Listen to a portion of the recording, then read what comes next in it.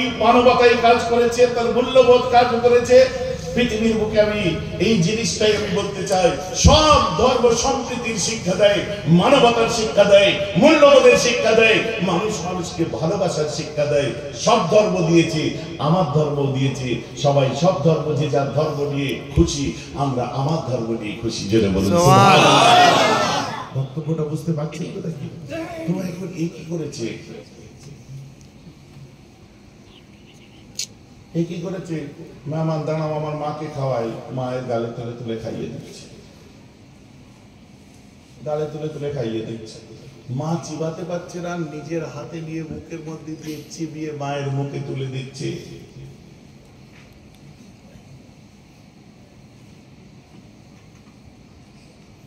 নিজের মায়ের মুখে চিবিয়ে তুলে দিচ্ছে যে মায়ের কষ্ট হবে না। চুলটা বিনুনি করে দিল, বেঁধে দিল, সুন্দর করে মাকে শুইয়ে দিয়ে আরামসে ঘুম পাড়িয়ে দিল। যে বলছে মেহমান চলো আমরা এবারে খাই। মুসা কালিমুল্লাহ আর ওই কসাইটা খেতে আরম্ভ করলেন। দুজন মিলে খাচ্ছে। মুসা কালিমুল্লাহ বলছে তুই মাকে খুব ভালোবাসিস তাই না? আমার আছে আজকে, তোর বউ নেই। যে পৃথিবীর মধ্যে যদি নারী জাতির মধ্যে কাউকে ভালোবাসি তো আমার মাকে বেশি ঠিক। এই ভালোবাসা আমি কারোর সঙ্গে আর ভাগ করতে পারবো না, আমি আর কাউকে ভালোবাসতে পারবো না। দ্যাটস ওয়াই আমি আর বিয়ে টিয়ে করিনি, আমার মাই আমার সব। আচ্ছা মুসা নবী বলছে এইবারে মিলছে কিছু একটা, এইবারে কিছু একটা মিলছে। কিছুক্ষণ পরে ঘুম পড়ে গেছে, মা ঘুমাচ্ছে, মুসা কালিমুল্লাহ ঘুমায়নি। কিছুক্ষণ পরে দেখে ওই কসাইটা মায়ের পায়ের কাছে বসে নিজের দাড়ি দিয়ে মায়ের পা গুলোকে মুছে দিচ্ছে, দাড়িটা ঘষছে মায়ের পায়ের নিচে, আর দুটো ঠোঁট দিয়ে মায়ের পায়ে চুমো দিচ্ছে। আস্তে আস্তে করে পায়ে, জোরে নয় আলতো আলতো করে পা টিপে দিচ্ছে, মানে খেদমত করছে মায়ের। এরপরে মায়ের পায়ের ধারে চুপ করে শুয়ে পড়লো। মুসা কালিমুল্লাহ ঘুমায়নি। কিছুক্ষণ পরে উঠলেন, উঠার পরে দেখে বুড়িটা কোণের উপরে হাত দিয়ে বাচ্চার দিকে তাকিয়ে দু চোখ দিয়ে পানি পড়ছে, আর মুখে বিড়বিড় বিড়বিড় করে কি বলছে। সকাল হয়ে গেছে, জিজ্ঞাসা করছে, বলছে ভাই রাত্রে দেখলাম তোমার মা মুখের মধ্যে বিড়বিড় করে কি বলছিল তোমার দিকে তাকিয়ে। কিন্তু আমার মা পাগল ছাড়ো। কেন? যে আমার মা বলে কিনা আমি নাকি জান্নাতে যাব। এত খিস্তি পারি, কোনদিন জান্নাতে যেতে পারি? এত গালাগাল করি, আমি কি করে জান্নাতে যাব? যে আর কি বলে, যে আমার মা বলে নাকি মুসা কালিমুল্লাহ জান্নাতে নাকি আমি যাব। যাওয়া তো অনেক বড় ব্যাপার, আবার জান্নাতে নাকি আমি মুসা নবীর সাথী হব। আল্লাহর কাছে আমার মা দোয়া চাই, বলুন না সুবহানাল্লাহ। আমার মা দোয়া চাই জান্নাতে নাকি আমি মুসা, আমার যাওয়াটাই অনেক ভারী। আবার যাবো তো যাবো মুসা নবীর সাথী হব, একজন প্রফেটের সাথী হব। কিরকম একটা ব্যাপার না? ওই জন্য মা যা বলে বলুক, ছাড়বে না। মুসাকে কেমন লাগে? আমার কলিজা গো। মুসা যদি আমার সামনে থাকে, আমি আল্লাহকে ভালোবাসি, আর তারপরে মুসাকে ভালোবাসি, তারপরে আমার মাকে ভালোবাসি। যদি বলো কেন? যে আল্লাহ, আল্লাহর পরে মুসা কালিমুল্লাহ, আর মুসা কালিমুল্লাহর পরে আমার মা। অতএব আমার মাকে যদি মুসার কদমেতে কুরবানি দিতে বলে, আমি এক সেকেন্ড চিন্তা করবো না। মুসা কালিমুল্লাহ তো চোখ দিয়ে পানি পড়ছে, যে আমার কাছে আয়, আমার কাছে আয়। কি তো জীবনের একবার স্বাদ হয় না যে তোর মায়ের দোয়াটা যদি সত্যি হয়, দুনিয়ায় একবার মুসা নবীকে দেখবি। বলছি সে আল্লাহর সাথে কথা বলে, তাকে দেখা আমার দ্বারা সম্ভব? আল্লাহর সাথে সে কথা বলে, যে কি করে দেখবো তাকে? সে তো অনেক বড় ব্যাপার। সে আল্লাহ প্রেরিত দূত জিবরাইল তার কাছে আসে, টপ মেসেঞ্জারদের মধ্যে তিনি একজন। কি করে সম্ভব? আর আমি এই যে একটা গরিব কসাই, আল্লাহ তোর দোয়া কবুল করে নিয়েছে, তুই জানিস।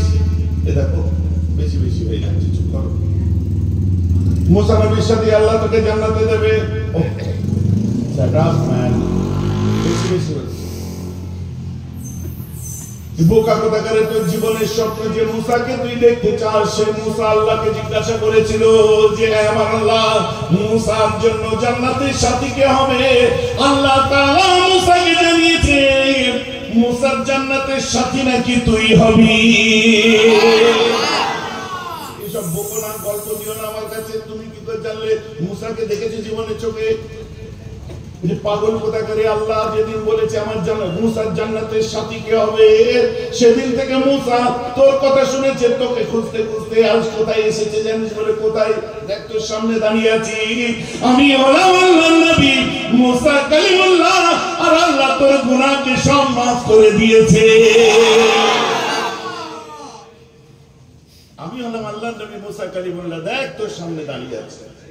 মুসা নবীর হাতে চুমু দিয়ে বলছে, মা মারে তোর গুনাহগার ছেলে দোয়া কবুল হয়েছে, মা তোর দোয়া কবুল করেছে। আল্লাহ আমার মুখের ভাষা দেখিনি, তোর পাকা চুলের দিকে লক্ষ্য দিয়েছে। আল্লাহ আমার মুখের ভাষা দেখিনি, তোর অবস্থার দিকে লক্ষ্য দিয়েছে। আল্লাহ আমার দিকে লক্ষ্য করেনি, তোর পেটের দিকে লক্ষ্য করেছে। তোর পেটে যাকে জন্ম দিয়েছিস তার আরামের জন্য আল্লাহ তোকে কবুল করেছে। তোর ওসিলায় আমি মুসা পেয়েছি, আমি জান্নাত পেয়েছি। আর একটা দোয়া কর, আজ আমি তওবা করে আল্লাহর পথে চলবো। বলুন সুবহানাল্লাহ। আমার বুঝতে পারছো আমার যুবক ভাইরা, যাদের দুনিয়ার জমিনেতে আছে, দুনিয়ার জমিনেতে যাদের আছে কদর করো। হযরতে আবু মুসা আশআরী বিখ্যাত আলেম ছিলেন, বিখ্যাত ইমামদের মধ্যে একজন হযরতে আবু মুসা আশআরী। তার মুরিদ এক সময় তাকে স্বপ্ন দেখছে, কি জানেন? বলছে, হুজুর গত রাত্রিতে আমি স্বপ্ন দেখলাম যে আপনার দাড়ি থেকে হীরা মণি মুক্ত জওয়াহরাত চমকাচ্ছে। হুজুর এমন স্বপ্ন কেন দেখলেন?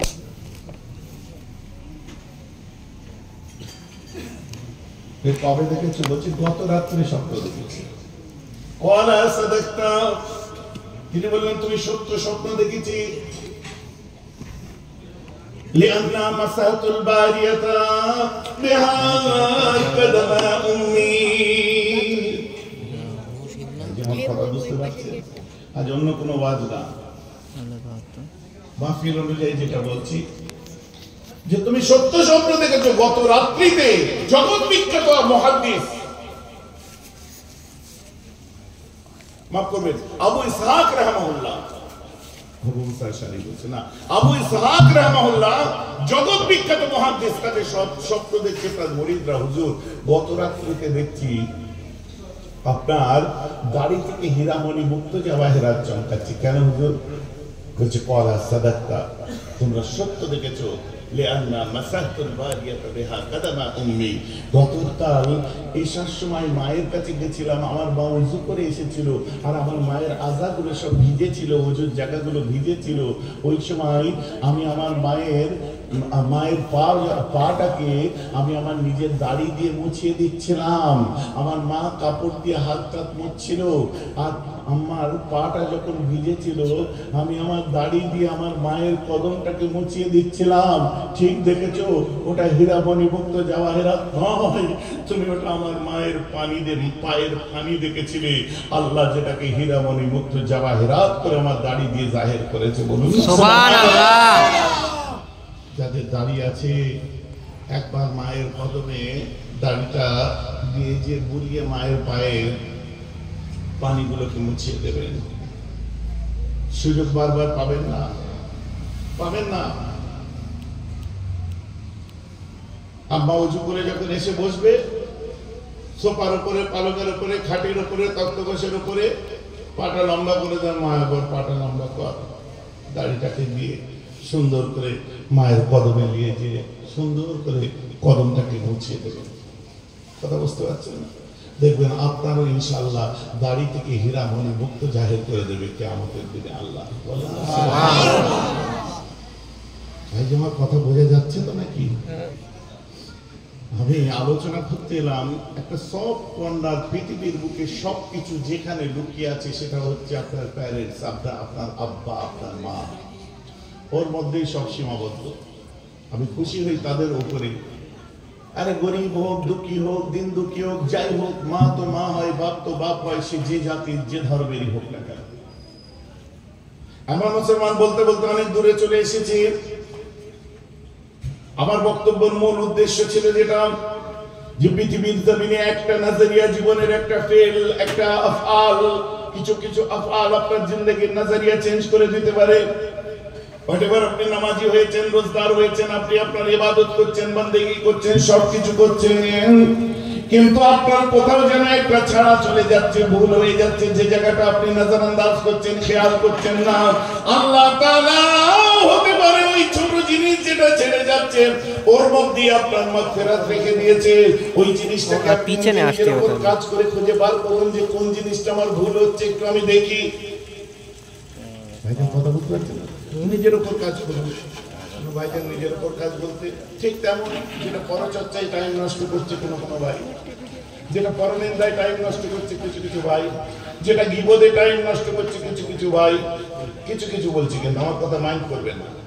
অনেক ভাই দেখুন নিজের চিন্তা ভাবনা করার টাইম নেই, অপরের নিয়ে দুশ্চিন্তায় পড়ে যাচ্ছে, কি করে কি হবে রে, ও এত বেড়ে যাচ্ছে কেন, ওর বাড়ি গাড়ি হচ্ছে কেন, ওর এই হচ্ছে কেন, ওর সেই হচ্ছে কেন, ওর কথা বুঝতে পারছেন? আরে খোদা টিকি ধরে তুলছে, আর কেউ যদি ঠ্যাং ধরে টানে লাভ হবে কি? হযরতে আবু হুরায়রা রাদিয়াল্লাহু আনহু রাসূল পাকের সবথেকে বেশি যারা হাদিস রিওয়ায়াত করেছেন তাদের মধ্যে একজন হচ্ছে হুজুর হযরত আবু হুরায়রা রাদিয়াল্লাহু আনহু। শুনেন ভালো করে। আল্লাহ রাসূল একদিন বললেন, হে আমার সাহাবারা, তোমরা আমার কাছে দোয়া চাও। কে কি দোয়া চাইছো চাও। আবু হুরায়রা হুজুরের মনে বড় দুঃখ ছিল, তার মা ছিলেন অমুসলমান, বড় দুঃখ ছিল। হ্যাঁ, আল্লাহ রাসূলের সাহাবাদের সাহাবার মা মুসলমান ছিলেন। হ্যাঁ, তখন ইসলামের সুশীতল ছায়া আসেনি। আল্লাহ রাসূলকে বলছেন, ইয়া রাসূলুল্লাহ, আপনার কাছে আমি দোয়া চাই, আল্লাহ যেন আমার মাকেও আপনার গোলামা করে নেয়, আমার মাকেও যেন ইসলামের সুশীতল ছায়া এনে দেয়। আল্লাহ রাসূল বললেন, যাও, আমি দোয়া করছি, আল্লাহ কবুল করে দেবে। হযরত আবু হুরায়রা হুজুর দৌড়তে আরম্ভ করেছে বাড়ির দিকে, ছুট ছুট ছুট। আর তখনকার দিন সোলজার, সব ট্রেনিং প্রাপ্ত, দৌড় সব কিছু তিনি পারতেন।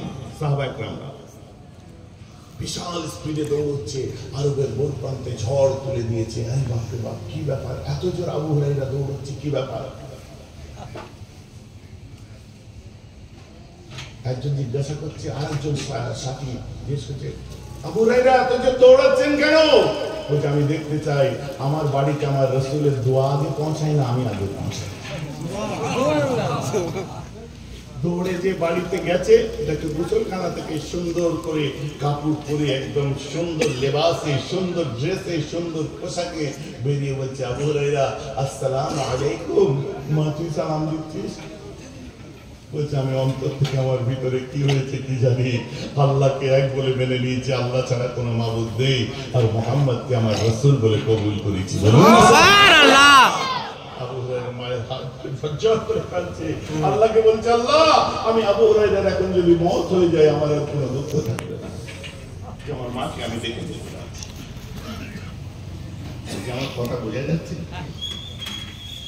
এই মহব্বত ছিল, এই ভালোবাসা ছিল, অস্বীকার করার কোন জায়গা থাকে না। মুসলমান, আপনি অস্বীকার করতে পারবেন না। ঠিক এইরকমই ঘটনা পরস্পর যদি আপনাদের বলতে থাকি। দুনিয়ার বাদশাহ কায়নামদার সাল্লাল্লাহু তাআলা আলাইহি ওয়াসাল্লাম এক সময় যখন ভোর বেলায় আমার রাসূল নিজের ঘরে সুবহে সাদেকের সময় মানে ফজরের আজানের পূর্বে আমার রাসূল ইবাদত করছেন, নামাজ পড়ছেন নিজের ঘরে, আল্লাহর ইবাদত করছেন। নবুয়ত প্রাপ্তির পরে পরে কিছুদিন আগে পরের কথা আমার নবী ইবাদত করছেন। অনেকে মনে আসবে এখন যে তাহলে নবুয়ত পাওয়ার আগে রাসূল কি করতেন, কোন ধর্মে ছিলেন?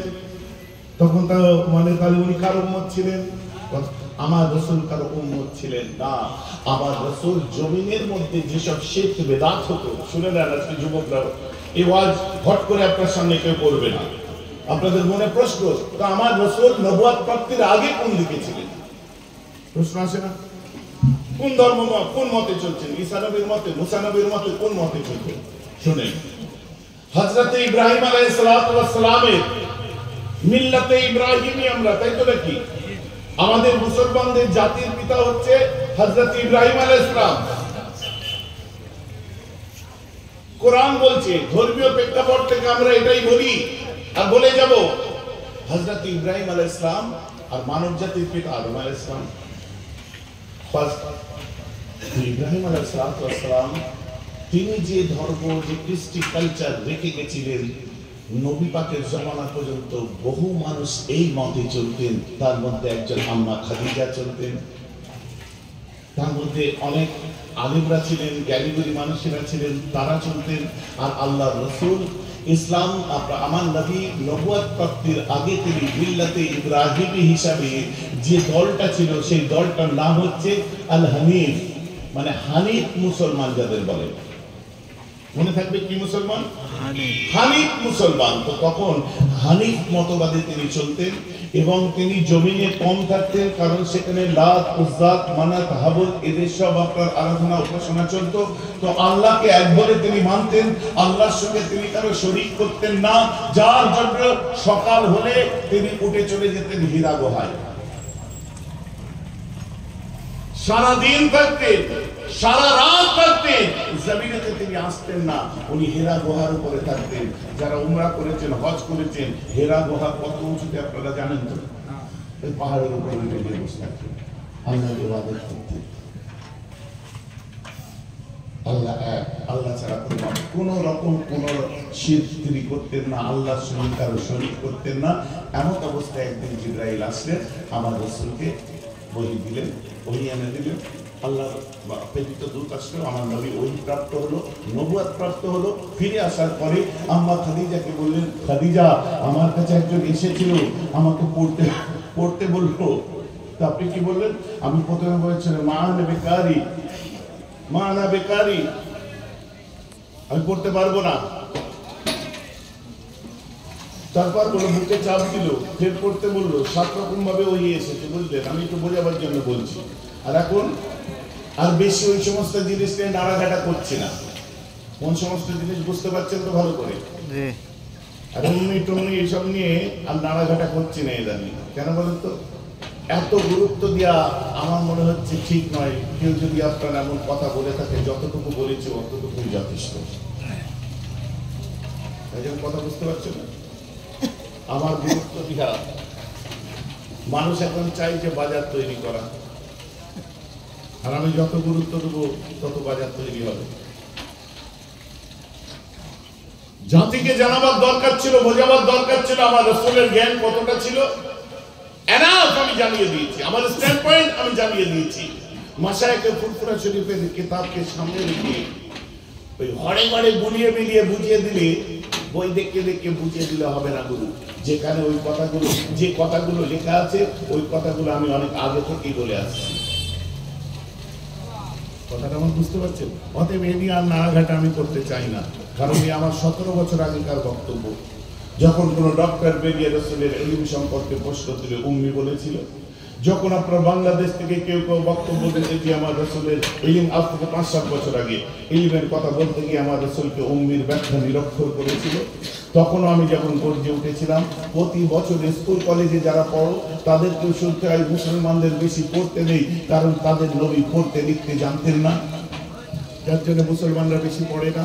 এই বদনাম যে শুনতে হয়, তাই কখনো উইলিয়াম মুরের উক্তি তুলে দিই, কখনো ডেভিড পোর্টের উক্তি তুলে দিই, কখনো আপনার বসবাকার স্পিটের উক্তি তুলে দিই। বিভিন্নভাবে আমার রাসূলের জ্ঞান, ইলম, তিনি কতটা জাননেওয়ালা সেটাই আমি সামনে তুলে ধরেছি বারবার।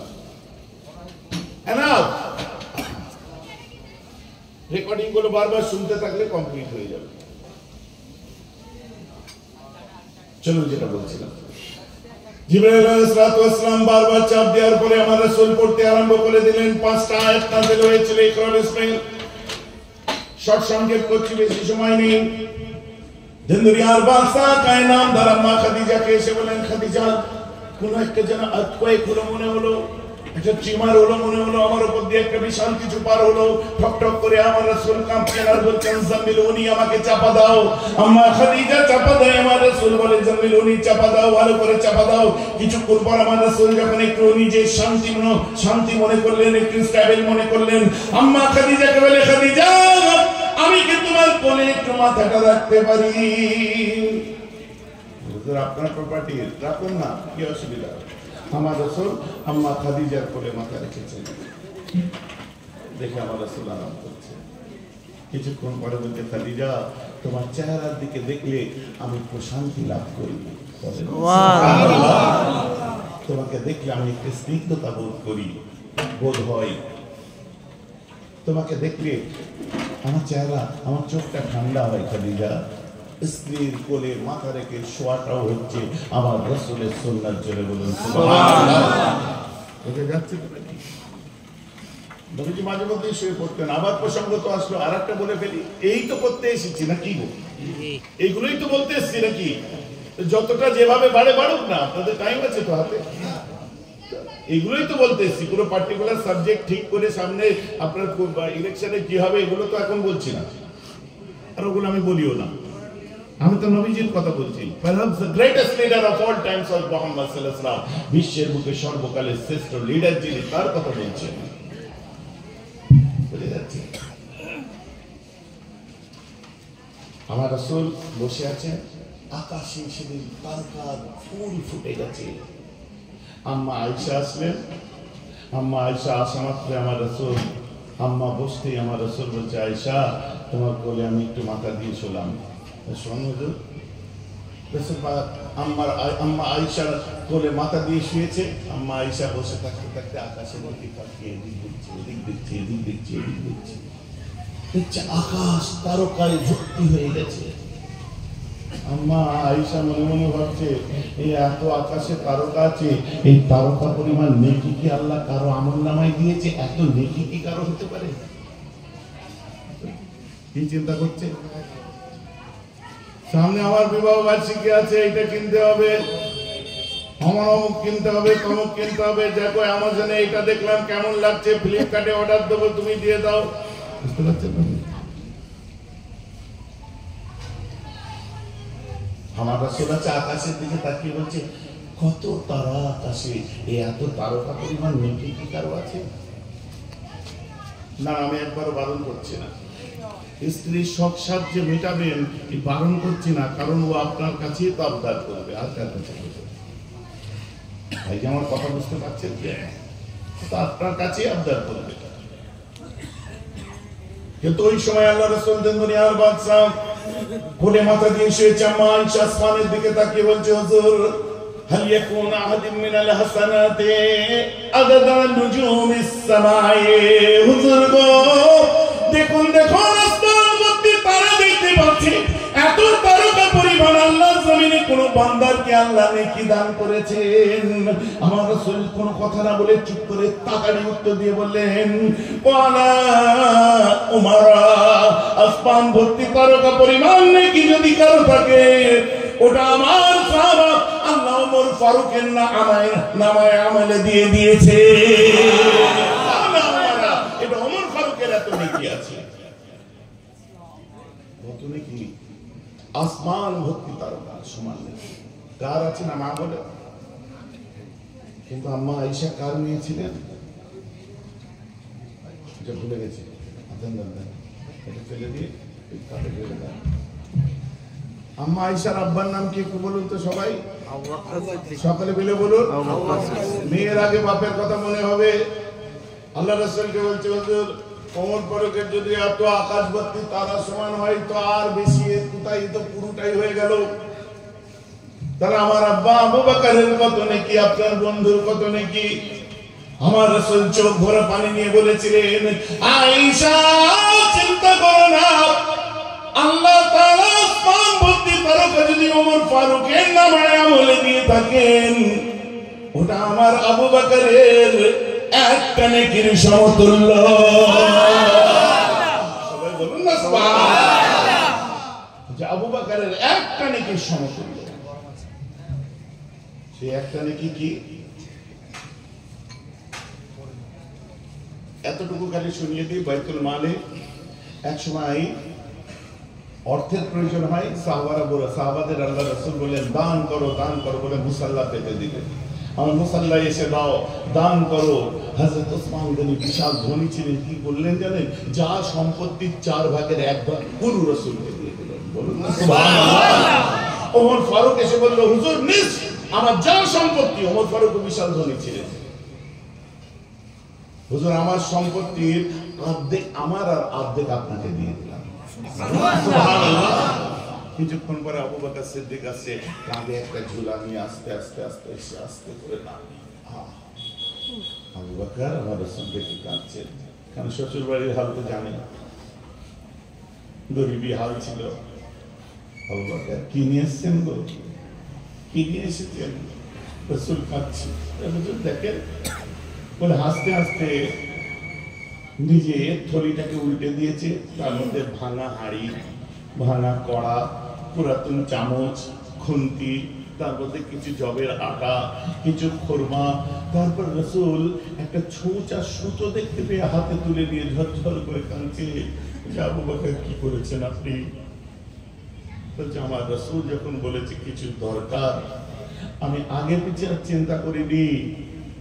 পৃথিবীর শ্রেষ্ঠ জামাতা আল্লাহ আমাকে দান করেছে, আমার জামাই হচ্ছে পৃথিবীর সেরা রাসূল, দিন দুনিয়ার বাদশাহ। আমি আর কোনো চিন্তা না করে আমার রাসূল হুকুম করেছে, আমি বাইরে যাইনি, আমার ঘরে যা ছিল আমি সব সুবহানাল্লাহ করেছেন। কি বাড়িতে শালিকা আছে আসমা, বাড়িতে আপনার বৃদ্ধ আব্বা আবু কুহাফা আছে, ওদের জন্য কেউ কি রেখে এলেন? বাড়িতে আপনার আব্বা বৃদ্ধ আব্বা আছে আবু কুহাফা, আয়েশার বোন আছে আসমা, ওনাদের জন্য কি রেখে এলেন? বলে কেন? মানে আবু বকর সিদ্দিক বলছে ওনাদের জন্য আমার বাড়িতে আমি আল্লাহ আপনাকে রেখে এসেছি। বাড়িতে আল্লাহকে আর আল্লাহর রাসূলকে রেখে এসেছি, আর আমার কিছু লাগবে না। এই দুজনের মহব্বতই আমার সংসারের জন্য যথেষ্ট। আবার দেখুন, বলতে বলতে কত দূর চলে এলাম। আম্মা খাদিজা, দুনিয়ার বাদশাহ কায় নামদার আম্মা খাদিজাকে বলছে যে আমার কাছে এসে একজন এরকম এরকম করে বলল, কি অবস্থা দেখো। যে আপনি কি করলেন? বলছে আমাকে এসে বলল এগুলো পড়ুন। তাহলে আপনি কি বুঝছেন? আল্লাহ ছাড়া কোনো মাবুদ নেই, এটাও আমাকে বলেছে। হ্যাঁ, আর আপনি তার আখিরি নবী, এটা বলেছে, তাই তো? তুমি কি করে জানলে? আগেই বলেছি আম্মা খাদিজা ছিলেন হানিফ মুসলমান, আর হানিফ মুসলমান তারাই হয় যারা পূর্বের নবীদের কিতাবকে ভালো করে পড়েছে, তাওরাত পড়েছে, ইনজিল পড়েছে, জবুর পড়েছে। আমাদের মাঝি একদম মানে গৃহকর্মে যেমন নিপুণা ছিলেন, বড় ব্যবসায়ী ছিলেন, অগাধ সম্পদের মালিক ছিলেন। আর ওনার কাজিন ব্রাদার বা কেউ কেউ বলছে চাচা, উনি হচ্ছে আরকা বিন নাওফেল। আর আরকা বিন নাওফেল সম্পর্কে জিজ্ঞাসা করুন, বিখ্যাত আলেম ছিলেন, তাওরাত ইনজিলের আলেম।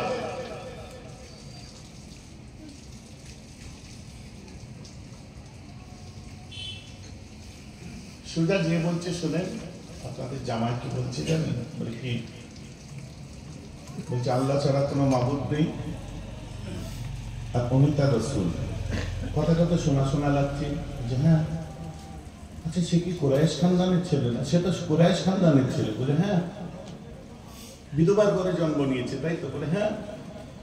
সম্ভ্রান্ত পরিবারে জন্ম নিয়েছে। বলে হ্যাঁ। ও বোধহয় খেজুরের দেশে হিজরত করবে, জানো? এটা বলতে পারবো না। আচ্ছা ও কি দান খায়রাত সাদকা নেয়? বলছে না, এগুলো নেয় না। হাদিয়া নেয়? বলছে হ্যাঁ হাদিয়া নেয়। খাদিজা লক্ষ্য করবে ওর দুই কাঁধের মধ্যে কবুতরের ডিমের মতো লাল বর্ণের কিছু আছে নাকি। বলছে আমি দেখেছি তো, দুই কাঁধের মধ্যে কবুতরের ডিমের মতো একটা আছে। যে খাদিজা, তোমার স্বামী তো আখিরি জামানার নবী হয়ে গেছে, সুবহানাল্লাহ, যাও চলে যাও। আম্মা খাদিজা এসে কোনো চান্স না দিয়ে সঙ্গে সঙ্গে আল্লাহ রাসূলের হাতে হাত দিয়ে বলে, হুজুর দেরি করবেন না। বলে কেন? আপনি আজ আমাকে ইমানের কালিমা পড়িয়ে দেন। আজ আমি প্রথম আপনার হাতে হাত দিলাম, কাউকে এই সুযোগ দিতে চাই না। ইসলামের প্রথম মুসলমানের খাতায় আমার নামটা 1 নম্বরে আনতে চাই। হুজুর আপনি সত্য কথা বলেছেন, আল্লাহ ছাড়া কোনো মাবুদ নেই, আপনি নিশ্চয়ই হলেন আপনি তার রাসূল। এই বলে ইমানের কালেমা পড়ে আম্মা খাদিজা প্রথম মুসলমান হয়ে যায়। যখন বেরোলো, আমার রাসূল মানুষ হয়েছিলেন কার কাছে? ছোট চাচার কাছে। মানে ছোট মানে ওনার আব্বার উপরের ভাই। সব ভাইদের মধ্যে লাস্টের দুজন যে ছিল, একজন আবু তালেব, একজন আব্দুল্লাহ। আব্দুল্লাহ রাসূলুল্লাহর আব্বা, আবু তালেব হযরতে আলী কারামাল্লাহু ওয়াজহুর আব্বা। তো যেমন নবীজি চাচার কাছে বড় হয়েছিলেন। তো চাচা মারা যাওয়ার পরে এটা পরের কথা বলছি, আগেও যে আল্লাহ রাসূল সাল্লাল্লাহু আলাইহি ওয়াসাল্লামের ঘরে লাগাও ছিলেন হযরতে আলী কারামাল্লাহু ওয়াজহাহু, একই বাড়ির মধ্যে মানুষ হয়েছেন, ঠিক আছে। হযরতে আলী সঙ্গে সঙ্গে আল্লাহ রাসূলকে বলছে, আপনি সত্য কথা বলেছেন, আমিও এটা জানি, আমাকেও কলমা করে মুসলমান করে দেন। সুবহানাল্লাহ। আমার রাসূলের একজন সার্ভেন্ট ছিলেন, খাদেম ছিলেন, নাম হচ্ছে যায়েদ বিন হারেসা, আমার রাসূলের গোলাম ছিলেন। আল্লাহ ওই যায়েদ বিন হারেসা নালায়েন শরীফের গোলাম আমাদের করে দিন, বলুন সুবহানাল্লাহ। রাসূলের গোলামের গোলাম আমাদেরকে করে দিন, তাই অনেক বড় ব্যাপার। সে 3 নম্বরে কি মুসলমান হলো? সেই